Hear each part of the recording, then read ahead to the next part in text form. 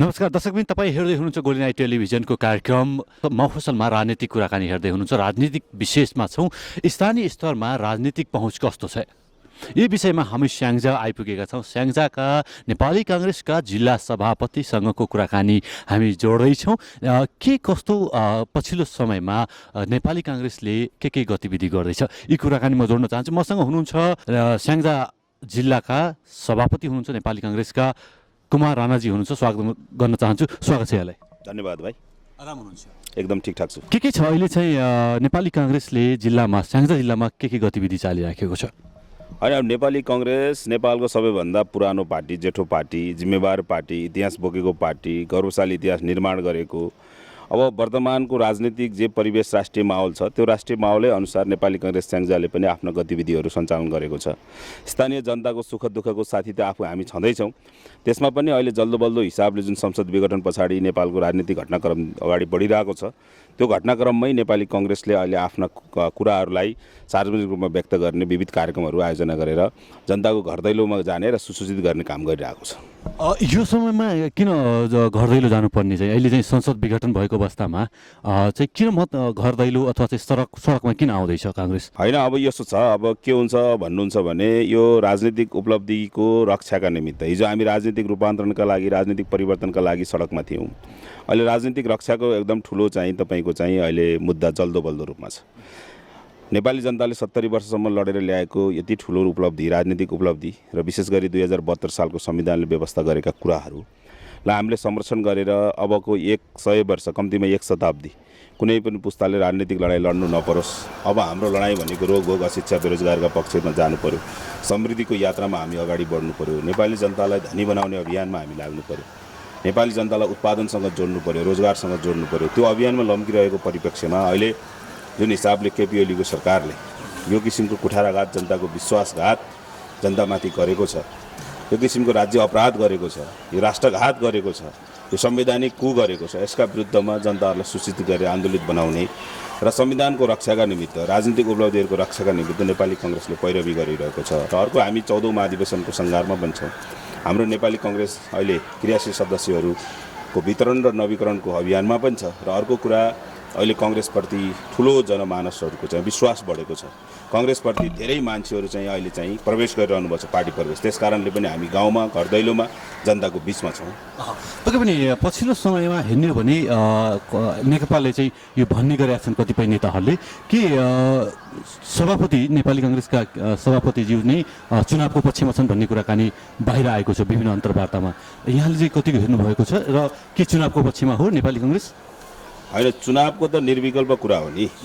अब नेकपाको मान्छेहरूले के भन्छन् र के गर्छन् भन्ने कुरा त अब यो देशमा के नै बाँकी रह्यो, होइन? त्यो विषयमा हामी जानु परेन। तर नेपाली काङ्ग्रेसले केन्द्रीय कार्य समितिको बैठक बसेर अहिलेको घटनालाई यो संवैधानिक कु हो भनिसकेको छ, यो राज्य अपराध हो, राष्ट्रघात हो भनिसकेको छ। त्यस कारणले गर्दाखेरि अब नेपाली काङ्ग्रेस कानुनी राज्यको पक्षमा छ। अब सर्वोच्च अदालतमा विचाराधीन रहेको मुद्दा, सर्वोच्चको फैसलालाई हामीले नमान्ने भन्ने विषय छैन। तर हामी के चाहन्छौँ भने यो जनताको सर्वोच्च संस्था संसदको चाहिने रक्षाका निमित्त यो हाम्रो चाहिने फ्रेस म्यान्डेट नेपाली काङ्ग्रेस चाहिँ त्यो बाटोमा पनि छ। प्रष्ट कुरा के हो भन्दाखेरि यो कुराको घोर विरोध गर्दै, भर्सना गर्दै हामी जनताको बिचमा ताजा जनमत दिनका लागि काङ्ग्रेस चाहिँ तयार छ। त्यो हिसाबले चाहिँ हामी अगाडि बढिरहेका छौँ। अब संसद पुनर्स्थापनाका विषयका कुराहरू, दुईवटा मुद्दा तपाईँले भनेको, दुईवटा कुरा तपाईँहरूले बिचमा राख्नुभएको छ कि काङ्ग्रेसको मान्छेलाई यहीँनिर तपाईँहरूले सोचिरहनु भएको विषय के हो भन्दा संसद पुनर्स्थापना हो कि अहिलेको चाहिँ ताजा जनादेशको लागि मध्यावधि निर्वाचनमा जाने भन्ने विषय तपाईँहरूले सोचिरहनु भएको। हामीले भन्यौँ, प्रष्ट रूपमा हामीले के भनेका छौँ भने यो संवैधानिक कु हो, यो राष्ट्रघात हो, राज्य अपराध हो। त्यस कारणले गर्दाखेरि अबको बाटो के हुनसक्छ भन्दाखेरि, अब मैले अगाडि पनि भनिसकेँ, विचाराधीन रहेको मुद्दा जे छ, हामीले सर्वोच्चले आएको फैसला हामी स्वीकार गर्छौँ। तर हामी अहिले के भनिरहेछौँ भन्दा अब यो कुनै पनि हिसाबले नेकपाले राज्य सञ्चालन गर्न सकेन, असफल भयो। नेकपा आफै असफल मात्रै भएन, देशलाई असफल पनि बनाउँदै गयो। त्यस कारणले अब देश एउटा असफल राष्ट्रका रूपमा देशलाई लैजाने कि एउटा सफल राष्ट्रका रूपमा देशलाई उभ्याउनु, त्यसको जिम्मेवारी एन केन अब कुनै पनि हिसाबले काङ्ग्रेसको काँधमा जिम्मेवारी आएको छ। काङ्ग्रेस हिजो पनि राष्ट्रको अभिभावक, आज पनि त्यो अभिभावकीय भूमिकामा काङ्ग्रेस रहनुपर्छ। त्यस हिसाबले काङ्ग्रेस अगाडि बढ्छ। म यहाँलाई के जानकारी सोध्न चाहन्छु भने नेपालको, तपाईँले भन्नुभयो कि अग्रज पार्टी पनि हो। तपाईँ यो जिल्लाको सभापति अथवा स्याङ्जाको नेपाली कङ्ग्रेसको सभापति भइसके पश्चात कतिको परिवर्तन आयो? नेपाली कङ्ग्रेसका कार्यकर्ता कतिको सक्रिय छन् अहिले राजनीतिमा? होइन, म एउटा विषम परिस्थितिमा नेपाली कङ्ग्रेसको यो जिम्मेवारी सम्हालिरहेको छु। अब मभन्दा अगाडि मेरो चाहिँ सभापति कमल प्रसाद पङ्गिनीजी हुनुहुन्थ्यो। उहाँ अल्पायुमै स्वर्गवास हुनुभयो एउटा त्यस्तै अप्ठ्यारो परिस्थितिमा। त्यसपछि एउटा पार्टीको विधानअनुसार म अहिले स्याङ्जा कङ्ग्रेसको अब एउटा कार्यवाहक सभापति अथवा सभापतिको रूपमा काम गरिरहेको छु। अब मैले आएपछि यो अब मेरो आधा समय पनि पुरै मेरो पुरा कालकाल पनि होइन, त पार्टीका नियमित कामहरू गर्ने काम गरेकै छु। जनताको सुख दुःखको साथी बनेर जनताको बिचमा पुगेको छु। मलाई लाग्छ स्याङ्जा जिल्लाको कुनै यस्तो गाउँ टोल छैन जहाँ म नपुगेको होस्, होइन? त्यस कारणले गर्दाखेरि हामीले पार्टी सङ्गठनमा आज धेरै अब भनौँ न जनताहरूको एउटा विश्वास बढेको छ।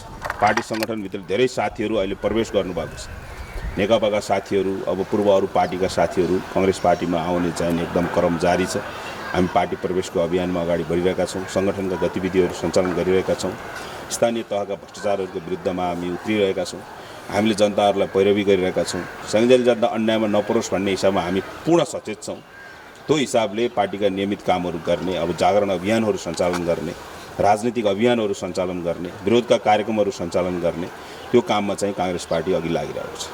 पक्कै पनि भ्रष्टाचारको कुरा आइसके, भ्रष्टाचारकै कुरा गर्दै जाँदाखेरि साँच्चै अब चाहिँ चुनावमा जान सकिन्छ कि नेपाली काङ्ग्रेस चाहिँ चुनावमा गएर चाहिँ हामी भ्रष्टाचार मुक्त गर्छौँ भनेर यो नारा फेरि लान सक्छ र? यो त एकदम निष्पक्ष रूपमा सक्छ नि। यसमा त निर्विवाद विषय हो नि। कङ्ग्रेसका मान्छेहरूले व्यक्तिगत रूपमा भ्रष्टाचार गरेका केही दृष्टान्तहरू हुन सक्छन्, तर कङ्ग्रेस संस्थागत भ्रष्टाचार त्यो त तपाईँले स्वीकार्नुहुन्छ? सुन्नु, हिजोको सामन्त जस्तो, अहिले कम्युनिस्ट पार्टीका चाहिँ नि कम्युनिस्ट पार्टी जस्तो संस्थागत भ्रष्टाचारमा कङ्ग्रेस पार्टी कहिले पनि उत्रेको छ। र तपाईँ इतिहास हेर्नु पर्यो कि नेपाली कङ्ग्रेसले मात्रै यस्तो पार्टी हो जसले नेपालका सबै खालका सङ्कटहरूलाई एउटा राम्रो निष्कर्ष दिएको छ। त्यो राणाको सङ्कटलाई, त्यो राजाको सङ्कटलाई, तर पनि म जोड्न चाहन्छु, यदि सबै खालका सङ्कटहरूलाई यदि साँच्चै निष्कर्ष दिएको भयो भने जनताले किन सेकेन्ड अथवा थर्डमै चाहिँ राख्छ नेपाली काङ्ग्रेसलाई? अनि हाम्रो प्रतिनिधित्वको कुरा यस्तो हेर्नुहोस्। अब कल्चरका तपाईँले के बुझ्नु पर्यो भन्दा स्वभावतः राजनीतिक स्वभाव कसरी परिवर्तन भयो भन्ने बुझ्नु पर्यो कि नेपाली कङ्ग्रेसको पार्लियामेन्ट जस्तो हामी संसदीय व्यवस्थाको पक्षमा हामी छौँ, स्वतन्त्र न्यायपालिकाको पक्षमा हामी छौँ, समाजवादको पक्षमा हामी छौँ, होइन? मुलुकको स्वाधीनता स्वतन्त्रताको पक्षमा हामी छौँ, राष्ट्रिय अखण्डताको पक्षमा हामी छौँ। हाम्रा मुद्दाहरूमा अब कम्युनिस्टहरू आए, होइन? तपाईँको संसदीय व्यवस्थाका विरुद्धमा कम्युनिस्टहरूले चाहिने बन्दुक उठाए, हतियार उठाए। आज उनीहरूलाई हामीले संसदीय अभ्यास गरायौँ, संसदीय पाठ सिकायौँ। खैर अहिले चाहिँ नि कोही प्रधानमन्त्री होला, कहाँ काङ्ग्रेसले चुनाव जित्यो हार्यो भन्ने कुरा होइन। सिद्धान्त त हामीले जित्यौँ नि, राजनीति हामीले स्थापित गऱ्यौँ नि। नेपालको जनताले अहिले विश्वमा सबैभन्दा सफल भएको पार्लियामेन्ट सिस्टम जुन अहिले नेपालमा छ, सङ्घीय लोकतान्त्रिक गणतन्त्र नेपाल जुन हामीले स्थापित गरेका छौँ, यसको सम्पूर्ण चाहिने के भन्दाखेरि जिम्मेवारी पूर्वक काम गरेको त नेपाली कङ्ग्रेसले हो नि। नेपालमा त धेरै प्रयोगहरू गर्न खोजियो नि। ती प्रयोगहरूबाट नेपाललाई प्रयोग भूमिबाट जोगाएर अहिले नेपालको स्वाधीनता स्वतन्त्रता जुमाए के हो? अब तपाईँलाई एउटा कुरा म उदाहरण भन्छु। नेपाली कङ्ग्रेसले गरेको राजनीतिक उपलब्धिको बारे मात्र चर्चा हुन्छ।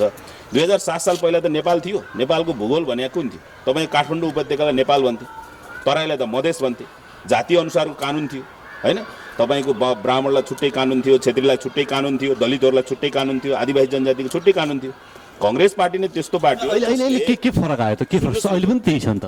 कहाँ छ अहिले तपाईँको? सुन्नुहोस् न, अहिले काङ्ग्रेस पार्टी मात्र त्यस्तो पार्टी हो जसले सिङ्गो नेपालको चाहिँ नि यो चाहिँ नि तपाईँको भूगोललाई नेपाल भनेर नामकरण, नेपालको राष्ट्रियतालाई साझा राष्ट्रियता बने पार्टी काङ्ग्रेस पार्टी त्यो।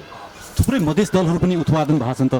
त्यो यदि त्यसो हुन्थ्यो भने त नेपाली काङ्ग्रेसले मात्र राज गर्नुपर्ने अथवा चाहिँ नेपाली काङ्ग्रेसको मात्र सङ्गठन विस्तार हुन्थ्यो। थुप्रै मधेसका कार्यकर्ता अथवा चाहिँ मधेसी पार्टीहरू चाहिँ किन उब्जिए तिनीहरू? सुन्नुहोस्, तपाईँलाई मैले एउटा कुरा के भन्छु भन्दा तपाईँले बुझ्नु भएन कि हामी भनेको बहुलवादमा विश्वास गर्छौँ। लोकतन्त्रको मुख्य कुरा के हो? बहुलवाद। पार्टीभित्र अनेकौँ मुद्दाहरू उठ्छन्। लोकतन्त्रमा अनेकौँ मुद्दाहरू उठ्नु त्यो लोकतन्त्रको ब्युटी हो। बुझ्नुभयो भएन? नेपालको विविध पक्ष छ। नेपालमा भौगोलिक विविधता छ, सांस्कृतिक धार्मिक विविधता छ। ती विविध समुदायहरू, विविध भूगोलका विविध मुद्दाहरू छ। त्यही मुद्दाहरू स्वतन्त्र रूपमा उठाउनको लागि राजनीतिक स्वतन्त्रता चाहिएको हो र त्यसलाई सामूहिक रूपमा उठाउनु पर्यो।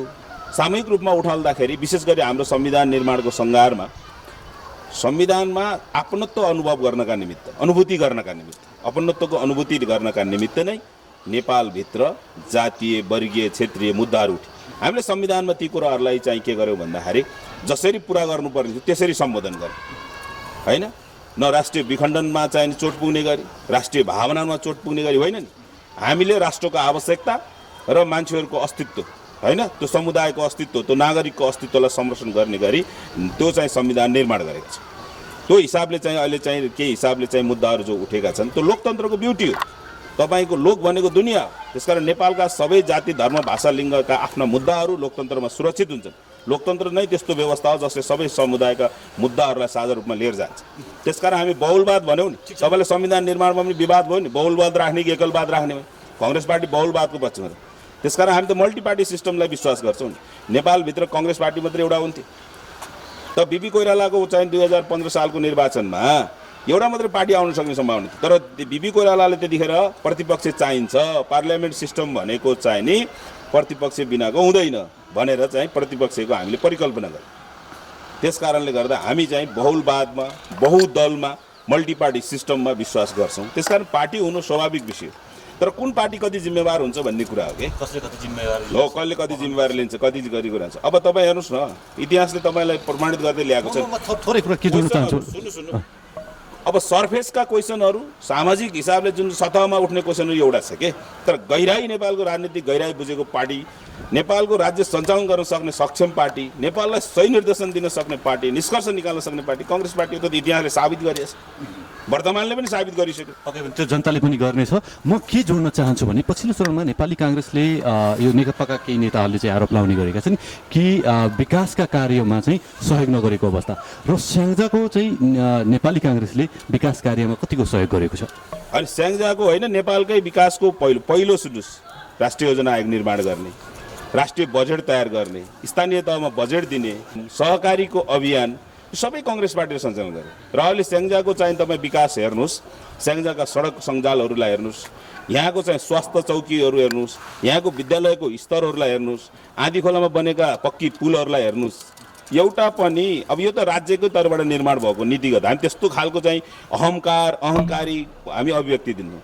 तर कुनै एउटा यस्तो पुल छैन आँधी खोलामा जुन पुलमा कम्युनिस्टहरूले आफ्नो स्वामित्व राख्न सक्यो। यो नेपाल कम्युनिस्ट पार्टी अथवा कुनै एउटा नेपाली काङ्ग्रेसभन्दा बाहिरको पार्टीको चाहिँ नि नेतृत्वमा अथवा उसको समायोजनमा अथवा सक्रियतामा बनेको पुल होस् भने कुनै पनि यस्तो दावा गर्ने त्यस्तो योजना छैन। सारा खाका चाहिँ नेपाली काङ्ग्रेसले कोरेको छ। खाका मात्र कोरे, बनाउने काम चाहिँ बनाउने पनि हामी सबैले बनाएको, हाम्रै पालामा बनेको। अहिले त बनेकै छैन। कम्युनिस्ट सरकार बनेको 3 वर्ष भयो, एउटा पनि पुल कहाँ। तपाईँ किन बोल्नुहुन्न? नेपाली काङ्ग्रेसका नेताहरू किन बोल्दैनन् विकासको कुरामा? किन चाहिँ चुपचान बस्ने? अनि विकास विज्ञापन गर्ने विषय होइन नि, यो कम्पनीको प्रोडक्सन हो र विज्ञापन गर्दै हिँड्ने बजार। जस्तै नेपालले पार्टी सुन्नु, काङ्ग्रेस पार्टी त राष्ट्रको जिम्मेवार पार्टी हो प्रभु। काङ्ग्रेस पार्टीले गरेको त जनताका लागि गरेको। यो चाहिँ कुनै चाउचाउ कम्पनीको प्रोडक्सन गरे और काङ्ग्रेस पार्टीले तपाईँको बाटाबाट विज्ञापन लगाएर ठुल्ठुलो होर्डिङ बोर्ड लगाउनु, यो त अर्थ के हो भने कम्तीमा प्रतिपक्षको भूमिका निर्वाह गर्नु पर्यो नि। यो गर्नु पर्यो, यो विकास भएन भने चाहिँ भन्न त सक्छ नि नेपाली काङ्ग्रेसले। प्रतिपक्षको भूमिका भनेको के हो? बाटामा सडकमा रेलिङ फोर्ने, गाडीको चक्का जाम गर्ने, मान्छेलाई चाहिँ बसभित्र राखेर आगो लाउने हो प्रतिपक्षको भूमिका भनेको। संसदमा बोलेको छ, भनेको छ त भ्रष्टाचारको विरुद्धमा हामी सडकमा उत्रौँ। कान सुन्दैन त कान थुन्छ त। अब मूर्खलाई त केही गर्न सकिँदैन नि त। मूर्खको औषधि भनेको के हो भन्दाखेरि आफै सिद्धिने, लडेर सिद्धिने। बुझ्नुभयो बुझ्नु? जनावरको एउटा प्रकृति हुन्छ नि, जनावरको प्रकृति के हो भन्दा आफै लडेर सकिने। मान्छेले गरेर जनावरलाई सक्ने होइन नि त, त्यो त जनावर हुन्छ नि। त्यस कारणले कम्युनिस्टहरू त आफै लडेर सकिने हो। मूर्ख हुनु, उनीहरू मूर्ख भएको हुनाले आफै सकिन्छन्। त काङ्ग्रेस पार्टीले त के हो भन्दा जिम्मेवारपूर्वक सडकमा आफ्नो आवाजहरू उठाएको छ। संसदमा सडकमा आउनुको कारण तपाईँ भन्नु कुन चाहिँ भ्रष्टाचार काण्डमा काङ्ग्रेस बोलेन? सुनको काण्डको बारेमा बोलेन? निष्कर्ष निस्किन नि त। निष्कर्ष त सरकार छोडेर भाग्यो त। अनि निष्कर्ष त्यही होइन, खान नपाएको कारणले भागभण्ड मिलेन। तपाईँको पुष्पकमल दाहाल र चाहिँ केपी ओलीसँग भागभण्ड मिलेन। नेपाली जनतालाई धोका दिएर भागे यिनीहरू, सरकारबाट छोडेर भाग्दैछन् यिनीहरू। अहिले तपाईँको चाहिँ नि संसदबाट भागेको सरकार, संसदीय व्यवस्थाको विरुद्धमा यो चाहिँ बसेको सरकार, यो केपी ओली सरकारमा बस्न मिल्छ? नैतिकता आधार। त्यसो भए नेपाली काङ्ग्रेस सडकमा आउनु भनेको सत्तामा जानको लागि हो अथवा चाहिँ सत्तामा जानको लागि चाहिँ जनतासँग आह्वान गर्दैछ कि हामीलाई चाहिँ सपोर्ट गर्नुहोस्, सहयोग गर्नुहोस्, हामी सरकार चलाउँछौँ, यो चाहना?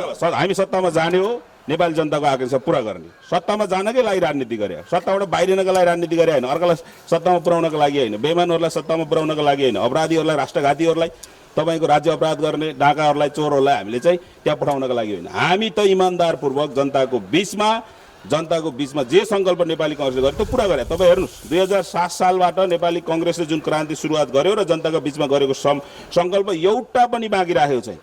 हामीले त रेल ल्याउने कुरा गरेका छैनौँ, पानीजहाज ल्याउने कुरा गरेका छैनौँ। जनता नेपालको भूगोल, नेपालको परिस्थिति, नेपालको संस्कृति, नेपालको रीतिरिवाज परम्परा र परिवेश अनुसारको विकास हामीले गर्छौँ।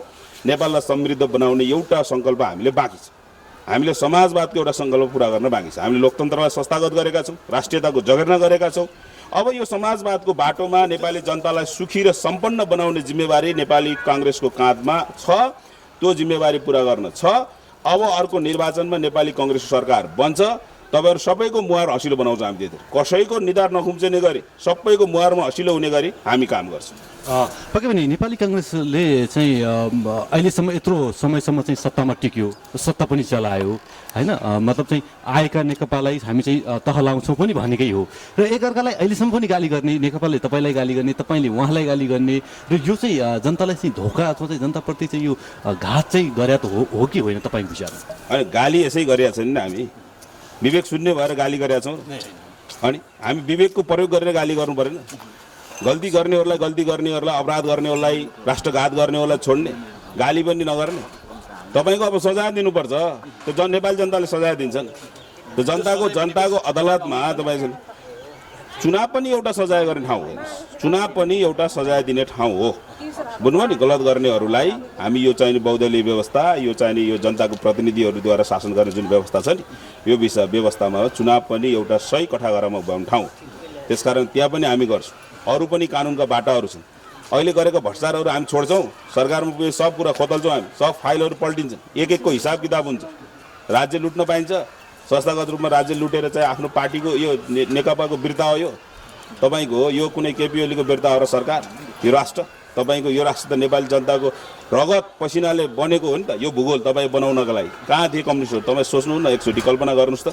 नेपालको भूगोल निर्माण गर्दाखेरि, अङ्ग्रेजहरूसँग लड्दाखेरि तपाईँको कहाँ थिए? तपाईँको चाहिँ त्यसपछि अर्को राष्ट्रियताको संरचना हामीलाई 2017 साल पछाडि पनि कत्रो सङ्कट आयो, तपाईँलाई थाहा छ त्यो विषयमा। तपाईँको पार्टी भित्रैको यो चाहिँ जोड्न चाहन्छु, अधिवेशनका कुरा जोड्न चाहन्छु। कहिले हुन्छ तपाईँको पार्टीको अधिवेशन? नेपाली काङ्ग्रेसको अधिवेशन नियमित रूपमा अधिवेशन सुरु भइसक्यो नि हामीले त। यो त नेपाली काङ्ग्रेसको अधिवेशनका चरणहरू हुन्छन्।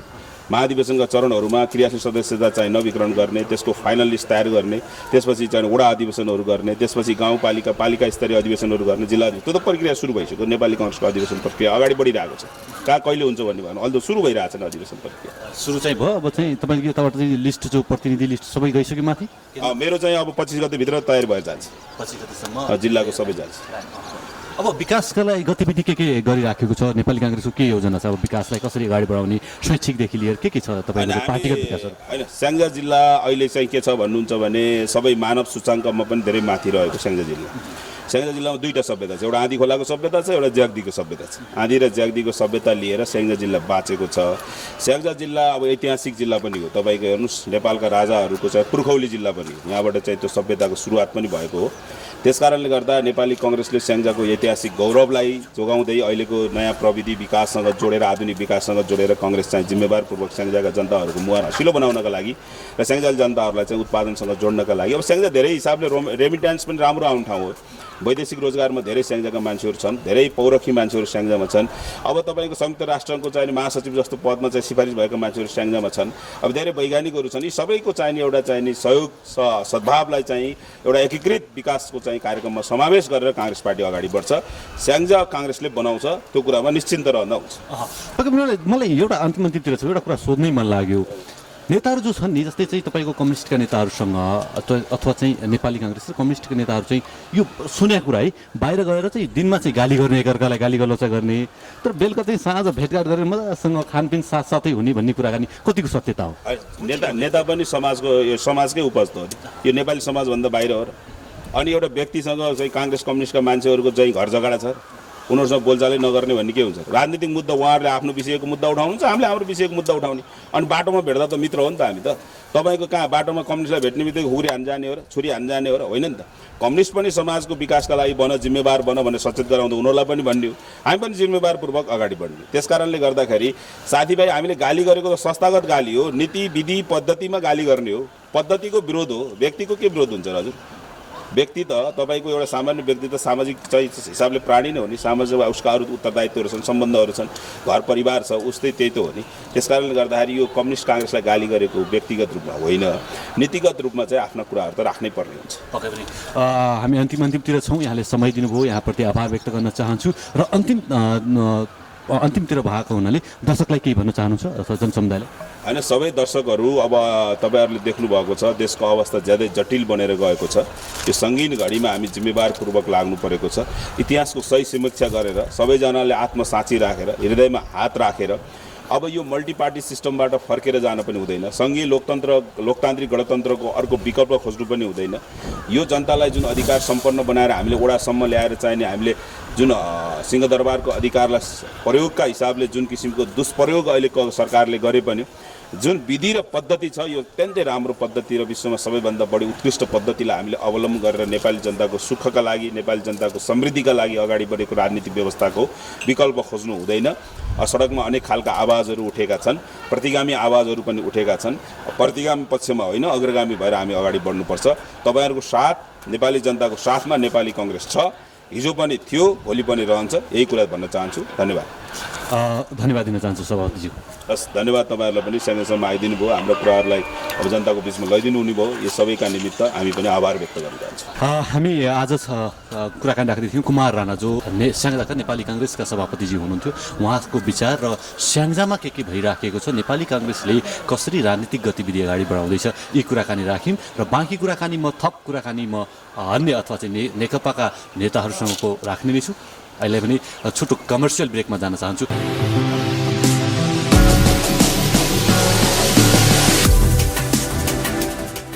पुनः स्वागत छ तपाईँ माझ। हामी नेकपाका केन्द्रीय सदस्यलाई लिएर आएका छौँ, अथवा चाहिँ हामी स्याङ्जामा छौँ। स्याङ्जा जिल्लामा चाहिँ नेकपाले के कस्ता गतिविधि गरेको छ, अथवा चाहिँ सत्तारूढका दलका नेताहरूले के गर्दैछन्, यी गतिविधि जोड्दैछौँ। मसँग हुनुहुन्छ केन्द्रीय सदस्य हुनुहुन्छ सीता सुन्दास, जो नेकपाका केन्द्रीय सदस्य। उहाँलाई स्वागत गर्न चाहन्छु। स्वागत छ दिदी।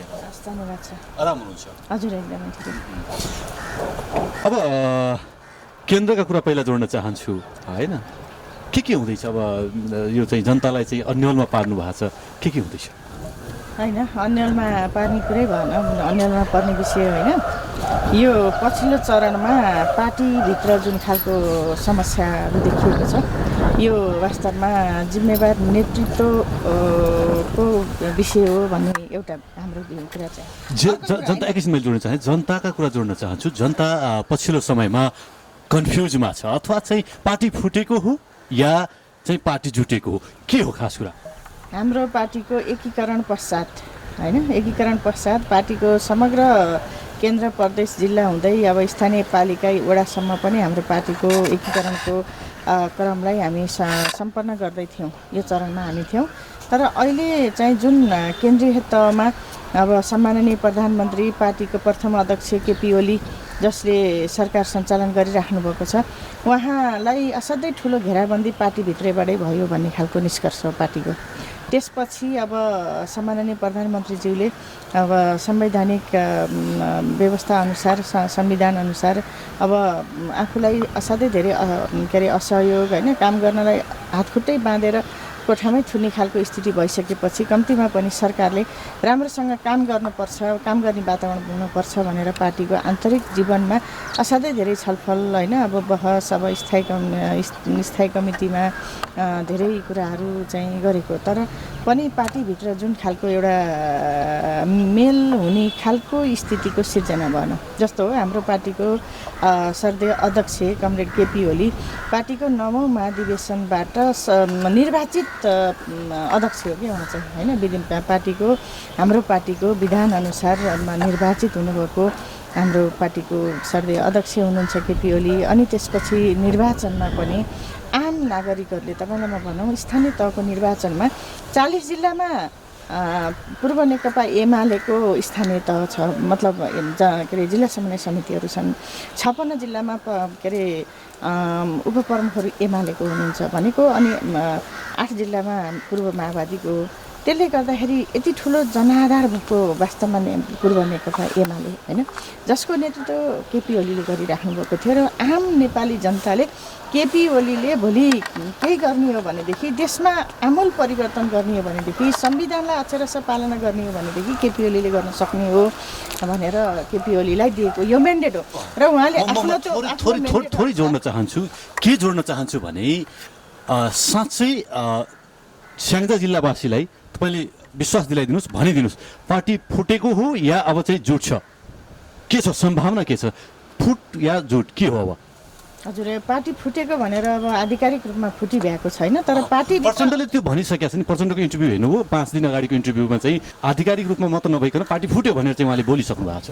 यस्तो हो, आधिकारिक रूपमा त अब माथि अब होइन, अब निर्वाचन आयोगबाट अब अदालतबाट त्यो फुटेको भनेर एउटा आधिकारिक रूपमा नआइसकेसम्म हामीले फुटेको भन्न सकिँदैन, किनभने पार्टीमा विवाद छ। पार्टीको शीर्ष नेतृत्व होइन, जस मैले भने दोस्रो अध्यक्ष कमरेड प्रचण्डले अहिलेको कम्युनिस्ट पार्टीको 2/3 सरकारलाई सहज ढङ्गले काम गर्ने वातावरण सिर्जना गर्न पर्थ्यो होइन, त्यो खालको स्थिति सिर्जना नगरेको कमरेड माधव नेपालले अनावश्यक कुराहरू गरेर होइन, अब हुने नहुने टिका टिप्पणी गरेर अब सरकार चल्नै नदिएर सरकारले गरेका राम्रा कामहरूलाई देख्नै नसकेको जस्तो त्यस्तो देखियो होइन। कमरेड अब जेएन खनाल जस हाम्रा शीर्ष नेतृत्वहरू जसले हिजो म के कुरा जोड्न चाहन्छु भने अब जनतामा जाँदाखेरि नेकपालाई चाहिँ गाह्रो हुन्छ कि हुँदैन? 5 वर्षको लागि तपाईँले भोट माग्नु भएको र 3 वर्षमा चाहिँ संसदलाई चाहिँ तपाईँले चाहिँ खारेज गरिदिनु भयो, अथवा चाहिँ केपीजीले मानव नेकपाले चाहिँ यो गर्यो। अब जनतामा जाँदाखेरि कसरी विश्वास दिलाउनुहुन्छ? जनताले अब भोट देला? अब जनताले भोट नदिने त कुरै हुँदैन, भोट दिनुहुन्छ जनताले। जनताले पनि यो अहिलेको भोट दिनुहुन्छ, कसलाई दिनुहुन्छ भन्ने कुरा हो। नेकपालाई नै दिनुहुन्छ, नेकपालाई दिनुहुन्छ, किनभनेदेखि यो पार्टीभित्रको आन्तरिक समस्या हो भनेर आम नागरिकले तपाईँ आन्तरिक समस्यामा कहिलेसम्म सुल्झिरहने अथवा चाहिँ कहिलेसम्म बल्झिरहने? विकासको कुरा कहिले गर्ने? विकासका कुरा त सरकारले गरेको छ। तपाईँलाई मैले भनौँ सिङ्गो नेपाल के गर्यो के म भर्खरै नेपाली काङ्ग्रेसका एकजना नेतासँग बसेर आएको छु।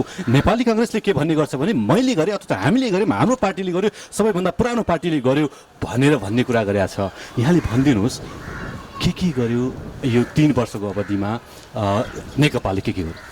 तपाईँलाई मैले पहिला भनौँ होइन, नेकपाले संविधानले व्यवस्था गरे अनुसारको पहिलो कुरा त सरकार सञ्चालनका नियमहरू होइन, सङ्घीय सरकार, प्रदेश सरकार, स्थानीय सरकारले गर्ने कामहरूका ती ऐन कानुनहरू धेरै बनाइसकेको छ होइन। अनि त्यसपछि अहिले सिङ्गो नेपाललाई एउटा विकासको चरणको डालुमा राखेर हेर्दाखेरि नेपालको एउटा डिपिआर तयार भएको छ क्या। नेपालको भौतिक पूर्वाधारका विकास सँगसँगै मानवीय विकासका सूचाङ्कलाई समेत अगाडि बढाउने गरेर असाध्यै धेरै अब राम्रा कामहरू सरकारले ल्याएको छ, अगाडि सारेको छ। यसले 5 वर्षमा नेपाललाई कहाँ पुर्याउने, 10 वर्ष, 15 वर्ष, 20 वर्ष होइन, 30 वर्ष पछि होइन, पछिसम्म पनि नेपालको एउटा जुन खालको हिजो केन्द्रीकृत राज्य व्यवस्थाले जुन नेपाललाई विकास हुन दिएको थिएन, अहिले चाहिँ सङ्घीयता होइन, सङ्घीय लोकतान्त्रिक गणतन्त्रको मकसद अनुसार नेपालमा धेरै विकासका योजनाहरू अगाडि सारेको छ। र नेपाल सरकारले होइन, अब सङ्घीय सरकारले, प्रदेश सरकारले, स्थानीय सरकारहरूले जनताको आवश्यकताको पहिचान गरेर ती विकासका योजनाहरूलाई अगाडि बढाएको छ। र थुप्रै होइन गौरवका योजनाहरूदेखि लिएर अब साना आवश्यकताका योजनाहरू समेतलाई पनि अगाडि सारेको छ। र यी नै विषयहरू जुन अहिले नेपाल सरकारले, कम्युनिस्ट पार्टीको सरकारले गरेका राम्रा कामहरूलाई हामी जनता समक्ष लैजानेछौँ। र जनताहरूले कम्युनिस्ट पार्टीलाई दिएको जुन म्यान्डेट थियो त्यसलाई 5 वर्षको लागि हो, तर हामीहरूले अहिले अब परिस्थिति अनुसार अब फेरि निर्वाचनमा जाने खालको स्थिति सिर्जना भएको छ।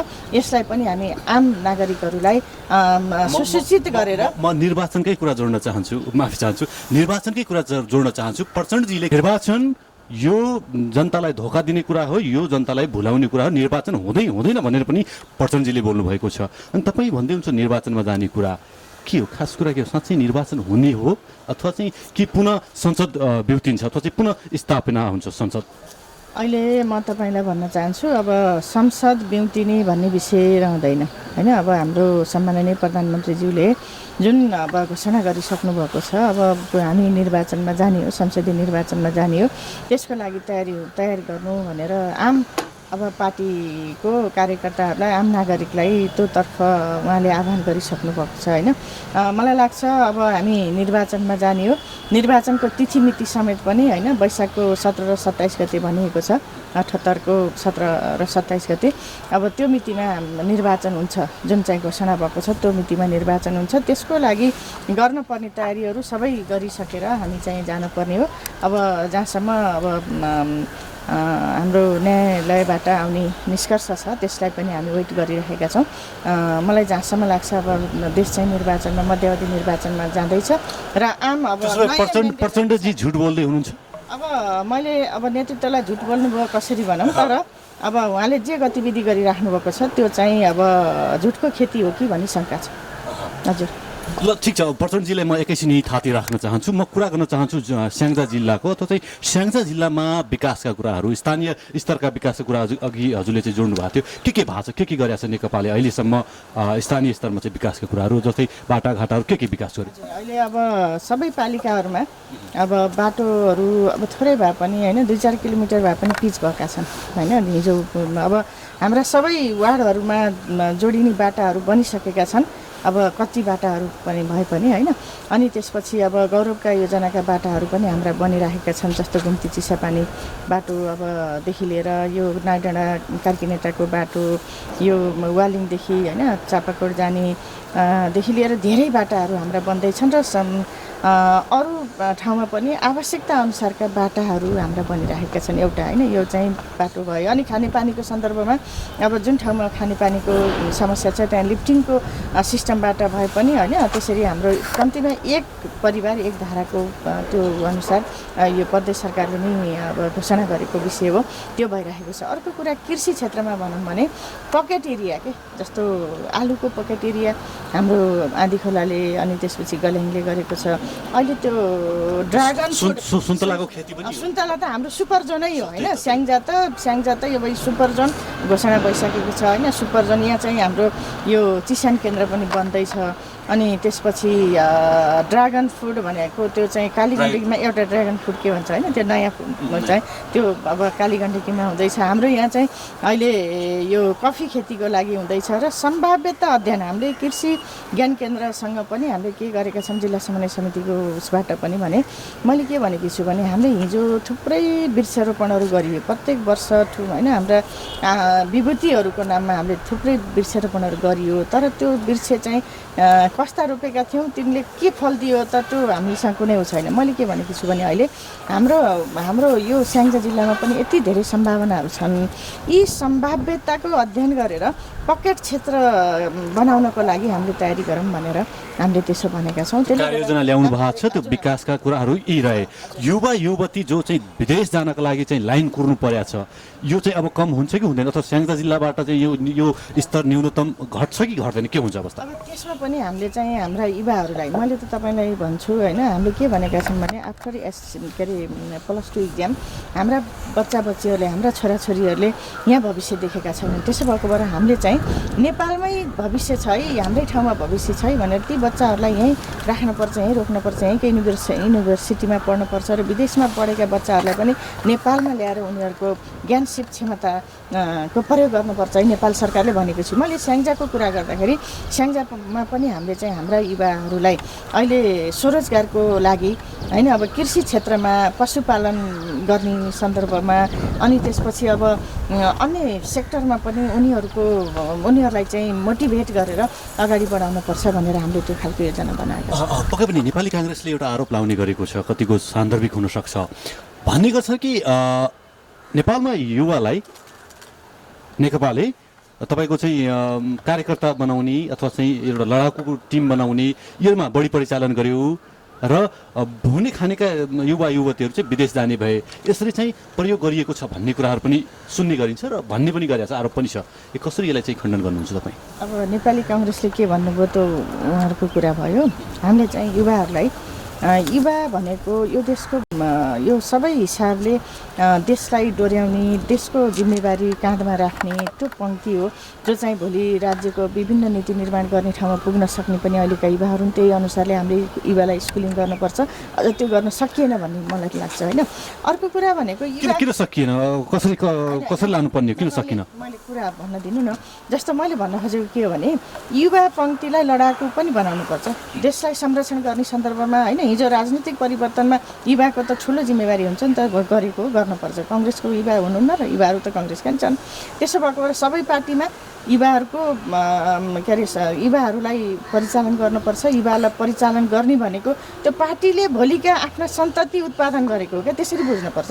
मैले चाहिँ त्यसरी बुझ्ने गरेको छु र लडाकु मात्रै बनाउने होइन, उनीहरूलाई खाली प्रयोग गर्ने मात्रै होइन, उनीहरूलाई भोलिका विकासका सम्भावना, यो राष्ट्रको सम्भावना बोकेका युवाहरूको लागि त हामीहरूले त युवालाई परिचालन गर्नुपर्छ र युवाहरूको लागि एउटा नयाँ भविष्य कोर्नुपर्छ।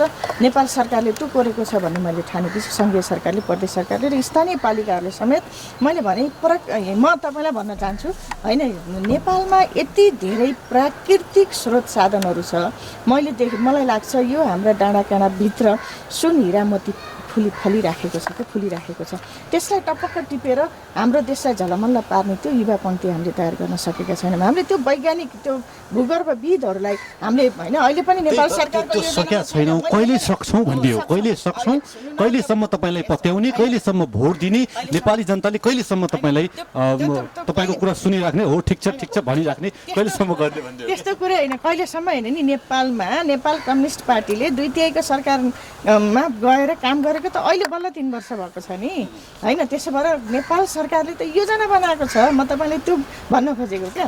मैले भन्न खोजेको के भने हाम्रो देशमा यति धेरै प्राकृतिक स्रोत साधन छ होइन, नदी नाला भनौँ होइन, अब हाम्रो वन जङ्गल यति धेरै यो खानीजन्य चिजहरू, मैले भने हिरा मोती सुन चाँदी भित्र चाहिँ एकदमै होइन त्यो झल्ल बलिरहेको छ। त्यसलाई टपक्क टिप्ने खालको त्यो मेन पावर हामीले बनाउन सकेनौँ। त्यसको पनि खोजीमा, त्यसको पनि तयारीमा नेपाल सरकार छ।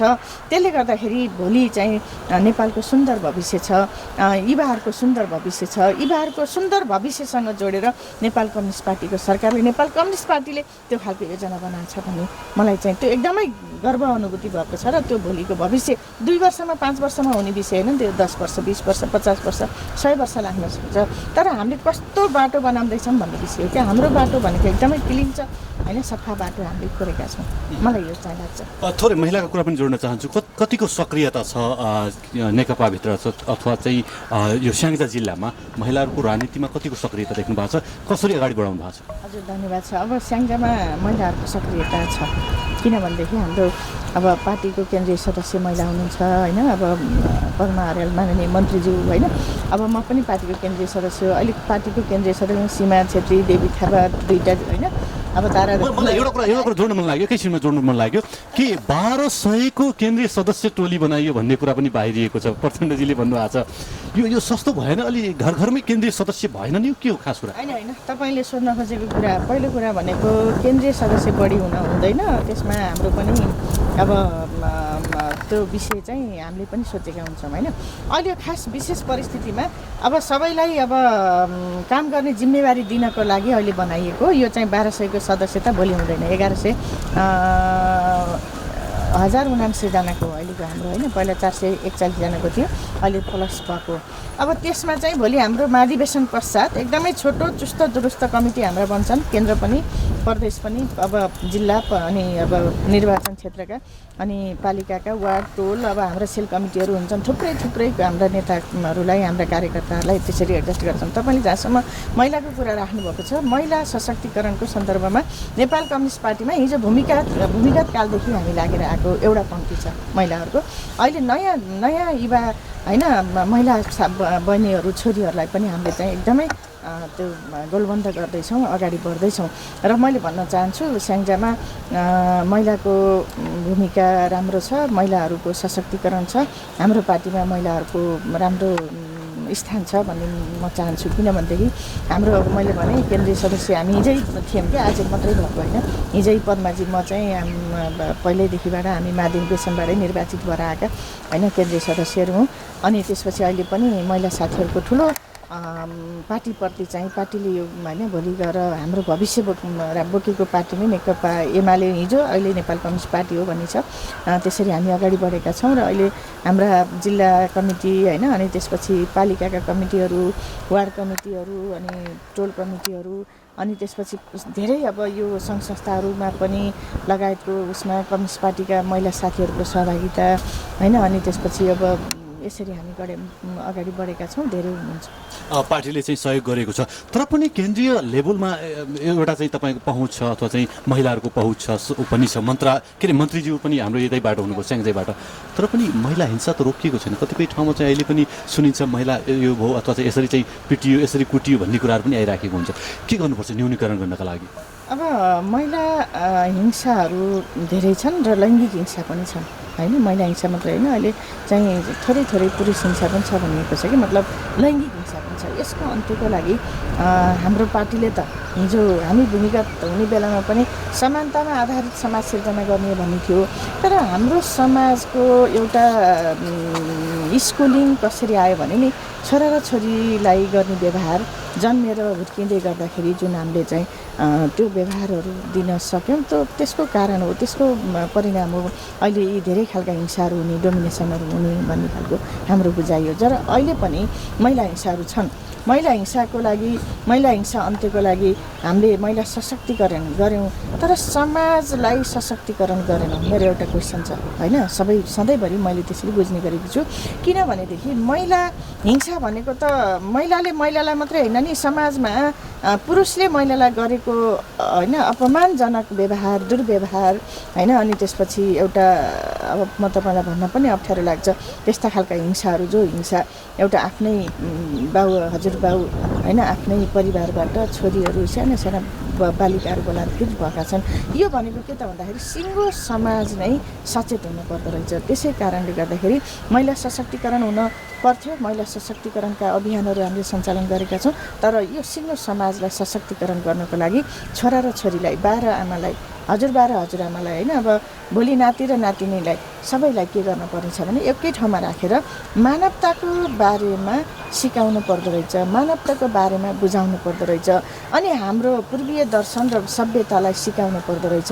अनि हामीले हिजो हाम्रा अभिभावकलाई गरेको सम्मान, अभिभावकप्रतिको हाम्रो माया सद्भाव, हाम्रो जुन खालको एउटा जिम्मेवारी हामीले बोध गरेका छौँ नि, त्यो चाहिँ अहिलेका नयाँ जेनेरेसनलाई सिकाउनु पर्दो रहेछ। मलाई अहिले के लाग्छ भने अहिले एउटा छोराले एउटा छोरीले एउटा सानो मोबाइल र एउटा नेट पायो भने एउटा कुनामै हराइराख्ने के मेरो कर्तव्य के हो, मेरो आमाले के गरिराख्नु भएको छ, मेरो बाबाले के दुःख गरिराख्नु भएको छ, मलाई पढाउनको लागि, मलाई हुर्काउनको लागि, मलाई यो सबै खालको व्यवस्थापन गर्नको लागि मेरो परिवारको आय स्तर के हो, मैले कसरी जान पर्थ्यो भनेर ती छोराछोरीलाई सिकाउन सकेको छैन अहिलेको हाम्रो समाजले। त्यसले गर्दा मलाई के लाग्छ भने अहिलेका बाआमाले अहिलेका छोराछोरीलाई जो बोर्डिङमा पढाउनु भएको छ, जो एकदमै शिक्षा मात्रै ठुलो भनेर गर्नुभएको छ, उहाँलाई फ्यामिली ब्याकग्राउन्ड पनि के हो, हाम्रो सिङ्गो समाज के हो, सामाजिकीकरणतिर कसरी लानुपर्छ होला, भोलिका मेरा छोराछोरीलाई कसरी एउटा परिवारप्रति उत्तरदायित्व होइन बोध गराउनुपर्छ होला भन्ने